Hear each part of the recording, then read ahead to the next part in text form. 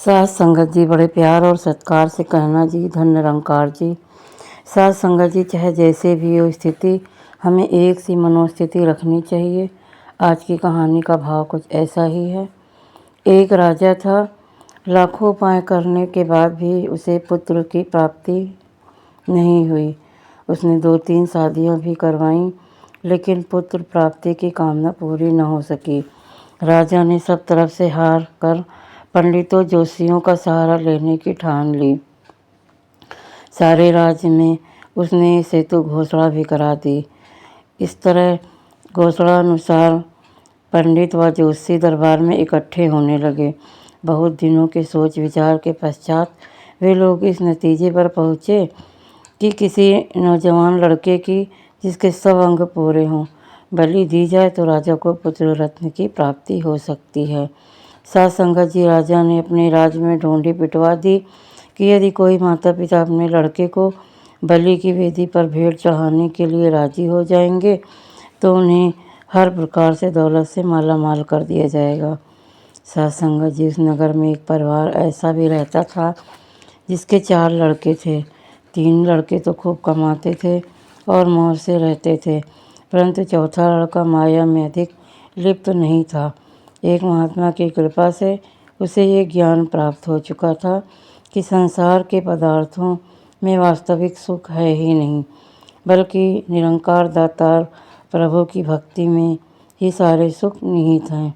इसलिए वह माया में उतना ही प्रयत्न करता था जिससे जीवन यापन अच्छी तरह से चल सके। घर वालों को उसकी ये भावना फूटी आँख भी नहीं सुहाती थी। वे तो माया को ही अपना जीवन आधार मानते थे। उन्हें ये लड़का अपने परिवार पर बोझ जैसा जान पड़ता था।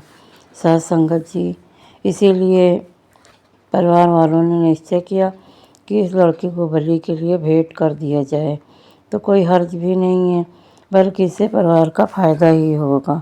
साध संगत जी, निश्चित दिन परिवार वाले उस लड़के को लेकर रात दरबार में हाजिर हो गए। लड़के के चेहरे पर भय के कोई चिन्ह नहीं थे। वो शांति से निश्चिंत स्थान पर बैठ गया। लड़के को बलिवेदी पर चढ़ाने की तैयारियां होने लगीं। राजा ने परंपरा के अनुसार लड़के की बलि चढ़ाने के लिए उससे उसकी आखिरी इच्छा जाननी चाहिए। तो साध संगत जी, लड़के ने नम्र भाव से निवेदन किया कि मेरी कोई इच्छा नहीं है। दातार प्रभु जो करता है सब ठीक करता है। आपने मुझे जिस काम के लिए बुलाया है मैं उसके लिए हर तरह से तैयार हूँ। पंडितों ने जब लड़के को आखिरी इच्छा बताने के लिए बहुत मजबूर किया तो उसने एक बोरी मिट्टी लाने के लिए कहा। मिट्टी की बोरी आ गई। जब मिट्टी की बोरी आ गई तो उस लड़के ने उस मिट्टी से 4 महल के जैसा बना दिया। फिर एक महल के समीप गया। कुछ देर उसके पास रुककर फिर उसने उस पहले महल में ठोकर मार दी। पाँव की ठोकर से मिट्टी बिखर गई। इस तरह दूसरी और तीसरे महल को भी उसने पाँव की ठोकर से बिखेर दिया। लेकिन जब वो अपने बनाए हुए चौथे महल के पास पहुंचा तो रुकने के बजाय वह उसके चारों ओर चक्कर लगाने लगा। महल के इर्द गिर्द चक्कर लगाने के बाद बड़े ही श्रद्धा भाव से उसने उस मिट्टी के महल को नतमस्तक होकर नमस्कार किया। साध संगत जी, बलि का आयोजन करने वाले पंडित ये सब देख रहे थे तो उनका दिल कांपने लगा। उनको लगा कि इस जवान ने कोई जादू टोना किया है। इसलिए पंडितों ने राजा से निवेदन किया कि बलि वेदी पर चढ़ाने से पहले इस लड़के से पूछा जाए किसने ये मिट्टी के 3 महल को क्यों तोड़ा और चौथे को नमस्कार क्यों किया। साध संगत जी, राजा ने जब लड़के से इसका कारण पूछा तो उस लड़के ने बड़े ही सहज भाव में उत्तर दिया, राजन, दुनिया में माता पिता को बहुत बड़ा सहारा माना जाता है। मैंने पहला महल उसी लिए बनाया था। आपने खुद देखा कि लालच में आकर उन्होंने मुझे खुद आपके हाथों बेच दिया। इसलिए मैंने उस मिट्टी के महल को लात मारकर तोड़ दिया। दूसरा सहारा मित्रों और संबंधियों का लिया जाता है, लेकिन उन्होंने भी मुझे बचाने की कोई कोशिश नहीं की। इसलिए अपने द्वारा बनाया हुआ दूसरा भी मिट्टी का महल मैंने ठोकर मारकर गिरा दिया। मगर साथ संगत जी, इसीलिए मैंने दूसरा और तीसरा महल भी ठोकर मारकर गिरा दिया। जब माता पिता मित्र संबंधी साथ छोड़ देते हैं तो राजा का सहारा लिया जाता है, मगर यहाँ तो राजा ही अपने स्वार्थ के लिए मेरी बलि देने जा रहा है। इसलिए मैंने तीसरा महल भी गिरा दिया। रही चौथी महल की बात, तो मैंने इसलिए उसे प्रणाम किया क्योंकि दुनिया में अगर कोई असल सहारा और रक्षक है तो वह निराकार प्रभु परमात्मा ही है। अब मैंने अन्य सब सहारे छोड़कर मात्र प्रभु का सहारा लिया है।